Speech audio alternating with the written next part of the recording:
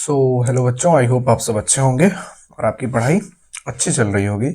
तो बच्चों, हमने अभी तक साउंड के 3 लेक्चर्स देख रखे हैं। चलिए फटाफट उन तीनों को एक बार हम लोग रिवाइज करते हैं, फिर हम आगे बढ़ेंगे।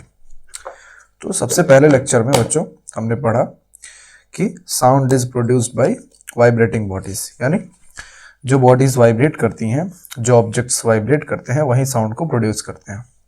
इसमें हमने बहुत सारे एग्जांपल्स देखे, जैसे कि कई तरह के म्यूजिकल इंस्ट्रूमेंट्स के बारे में पढ़ा, है ना, like tabla, guitar, piano, इटिसी, flute वगैरह, है ना। फिर हमने पढ़ा कि जब थाली गिरती है तो थाली से आवाज़ आता है।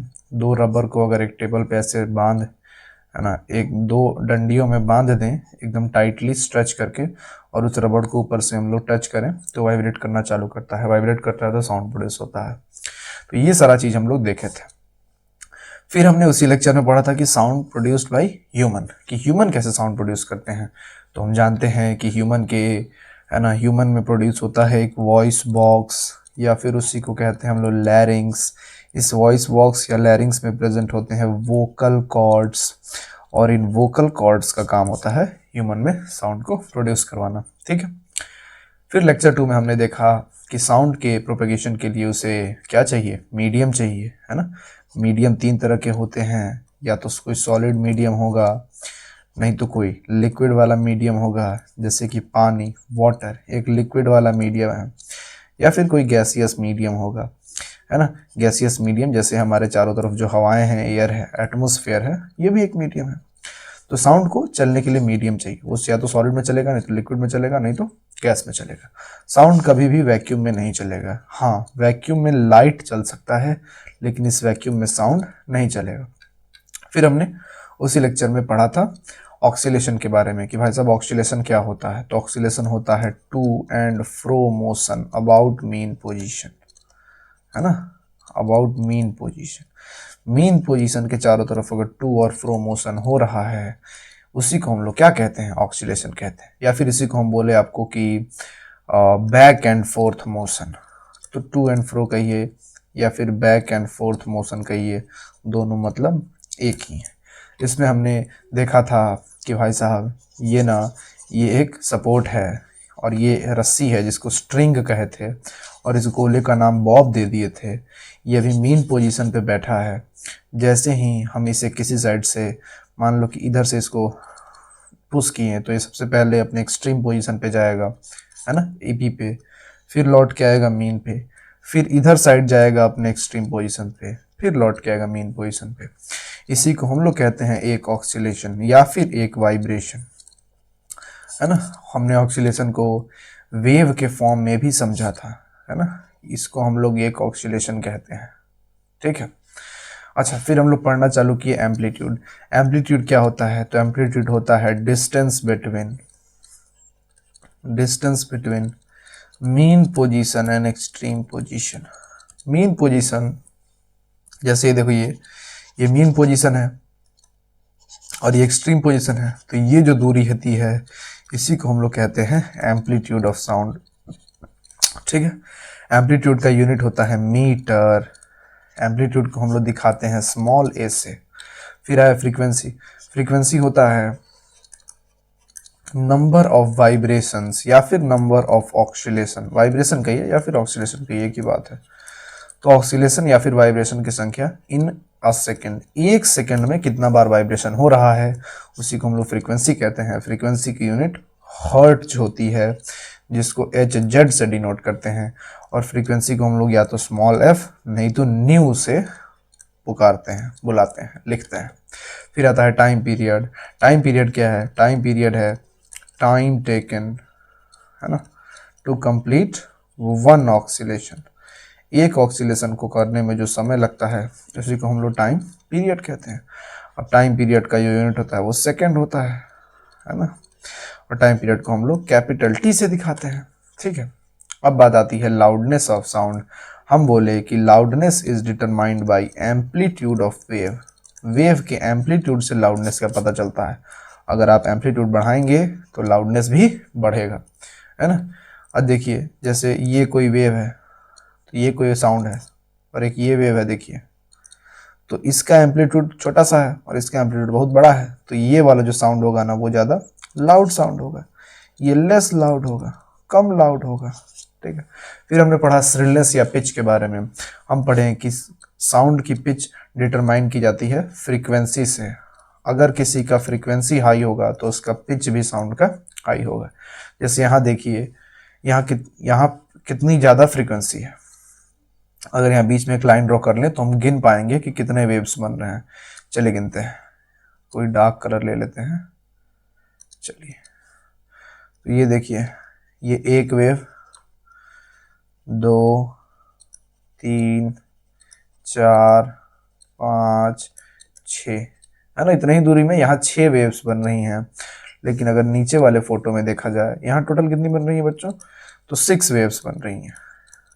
6 साउंड वेव कह दीजिए, या फिर 6 वाइब्रेशन कह दीजिए, या फिर 6 ऑक्सीलेशन कह दीजिए, एक ही मतलब है। एक वेव मतलब एक वाइब्रेशन मतलब एक ऑक्सीलेशन। अच्छा, यहाँ देखिए, तो चलो गिना जाए, 1 है ना, 2, 3। यहां हम क्या देख पा रहे हैं कि मात्र 3 बार वाइब्रेशन हो रहा है ना। तो इसकी फ्रीक्वेंसी 3 हर्ट्ज है और इसकी फ्रीक्वेंसी 6 हर्ट्ज है। याद रखिएगा, हम इस टाइम लाइन को 1 सेकेंड माने हैं, है ना। 1 सेकेंड में ये 3 बार कर रहा है वाइब्रेट, और ये 1 सेकेंड में 6 बार कर रहा है, तो वो 6 हर्ट्ज हो गया, 3 हर्ट्ज हो गया। तो कभी भी अगर फ्रीक्वेंसी साउंड की बढ़ेगी तो साउंड की श्रिलनेस या पिच भी बढ़ेगी। अब आज का हमारा लेक्चर बच्चों ये है, which is loudness of sound, है ना। तो बच्चों, अभी हमने ऊपर देखा, ये एनसीईआरटी में एक रेड पैराग्राफ में करके दिया है। So loudness depends on amplitude of sound या फिर वाइब्रेशन या फिर साउंड के एम्पलीट्यूड पे लाउडनेस डिपेंड करता है। कैसे डिपेंड करता है, चलिए देखते हैं, बहुत इंपॉर्टेंट है ना। Loudness is directly proportional. बच्चों, इसका मतलब होता है डायरेक्टली प्रोपोर्शनल, डायरेक्टली प्रोपोर्शनल। ठीक है, तो लाउडनेस ना डायरेक्टली प्रोपोर्शनल होता है एम्पलीट्यूड के स्क्वायर का।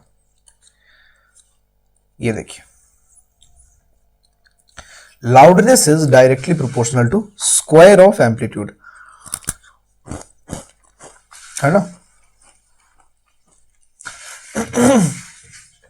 तो कोई पूछे कि सर इसका मतलब क्या है, चलो देखते हैं इसका मतलब क्या है। इसका ये मतलब है, एग्जाम्पल, इसका ये मतलब है कि मान लो तुमने किसी साउंड के एम्पलीट्यूड को 2 टाइम्स कर दिया, 2 गुना कर दिया, 2 टाइम्स इंक्रीज कर दिया, 2 गुना आपने बढ़ा दिया उसको, है ना। तो जाहिर सी बात है, एम्पलीट्यूड बढ़ी है तो लाउडनेस भी बढ़ेगा। लेकिन यहां इंटरेस्टिंग बात क्या है कि लाउडनेस 2 गुने से नहीं बढ़ेगा, लाउडनेस 4 टाइम्स से बढ़ेगा, 4 गुने बढ़ेगा। कोई पूछे सर ऐसा क्यों, तो बच्चों loudness is directly proportional to amplitude का स्क्वायर। अगर हम इसको एम्पलीट्यूड को 2 से बढ़ा रहे हैं तो लाउडनेस ना एम्पलीट्यूड के स्क्वायर से बढ़ेगा। एम्पलीट्यूड का स्क्वायर क्या है, 2, और 2 का स्क्वायर क्या होता है, 4। यानी लाउडनेस हमेशा एम्पलीट्यूड के स्क्वायर से बढ़ता है। अच्छा, एक और इसका एग्जांपल ले लेते हैं कि मान लो किसी साउंड का एम्पलीट्यूड 3 टाइम्स हो गया, 3 टाइम्स इंक्रीज हो गया, 3 गुने बढ़ा दिया गया, तो अब आप बताइए इसका लाउडनेस क्या होगा। तो आप जानते हैं कि एम्पलीट्यूड के स्क्वायर पे डिपेंड करता है लाउडनेस, डायरेक्ट एम्पलीट्यूड पे नहीं करता है, उसके स्क्वायर पे करता है। तो 3 का स्क्वायर होता है 9, तो 3 गुने से आप एम्पलीट्यूड बढ़ाएंगे और लाउडनेस 9 गुने से बढ़ जाएगा। ठीक है, आई होप आपको ये समझ में आया हो, है ना। तो ये बड़ा इंपॉर्टेंट है कि loudness depends on the amplitude of sound, है ना।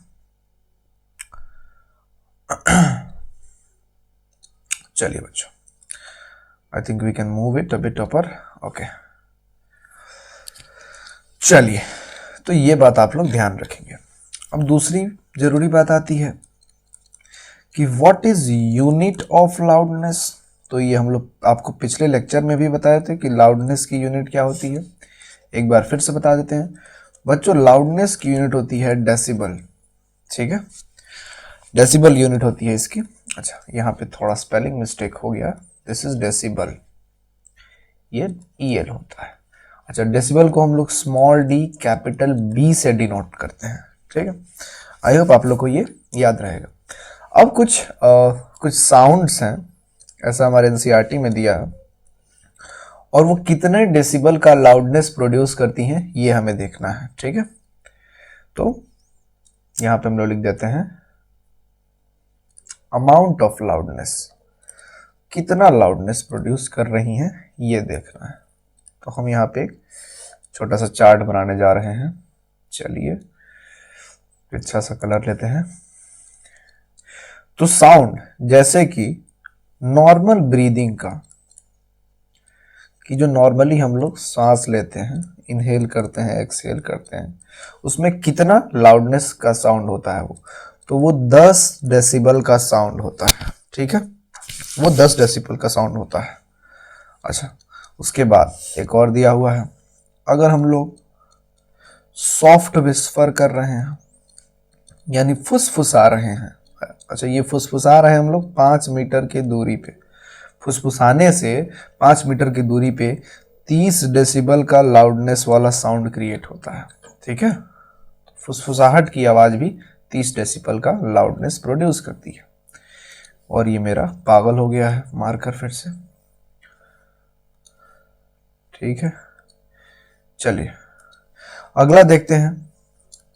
नॉर्मल कन्वर्सेशन, जैसे हम और आप अभी बातें कर रहे हैं, तो नॉर्मल कन्वर्सेशन के दौरान बच्चों 60 डेसिबल्स की साउंड प्रोड्यूस होती है। ठीक है, अब बात आती है बिजी ट्रैफिक, जैसे कि आप घर से बाहर निकलते हैं तो ट्रैफिक का आवाज आपको जो टें टें पें पें सुनाई देता है, वो कितने डेसिबल का होता है? तो बच्चों वो अराउंड 70 डेसिबल्स का होता है।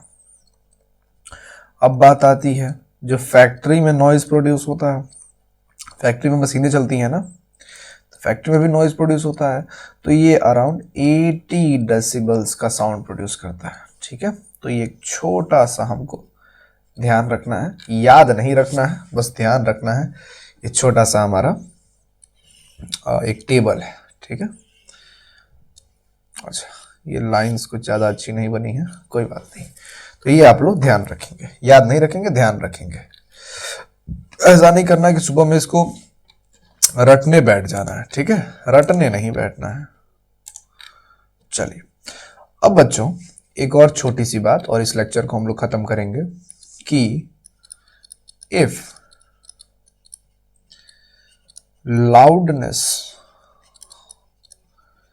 of sound becomes